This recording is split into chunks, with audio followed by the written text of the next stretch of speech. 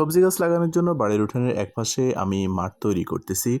তো যেখানে তৈরি করতেছি এইখানে অনেক ঝোপঝাড় ছিল, অনেক লতা পাতা কিংবা অনেক খড়কুটো ছিল। আমি সেগুলোকে পরিষ্কার করে দিচ্ছি। কারণ এগুলো পরিষ্কার না করলে দেখা যায় যে বাড়িতে অনেক মুরগি আছে, এগুলো এসে এখানে ভিড় জমাবে। তারপরে আমার যে সবজি গাছগুলো রোপণ করবে সেগুলো নষ্ট করে ফেলবে। তো এইজন্য আমি সেগুলো করে দিই, পরিষ্কার করে দিই এবং এখানে যে ঝোপঝাড় আছে, ঝোপঝাড়গুলো আমি পরিষ্কার করে দিই। সেখানে আমার ছোট ভাতিজা আমাকে হেল্প করেছে মোটামুটি।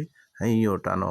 তারপরে আ উম এভাবে আরকি আমি বীজতলাটা তৈরি করি। বীজতলা বলতে আমি একপাশে কিছু বীজ রোপণ করব, আরেক পাশে আমি গাছ ক্রয় করেছি, সবজি গাছ। সেগুলো রোপণ করে দেব। তো সেখানে থাকছে আমার মূলায়ন গাছ হচ্ছে, তারপরে হচ্ছে করলা গাছ। এই সহকারে আরো কিছু সবজি গাছ আমি নেব, সেগুলো এখানে লাগাবো।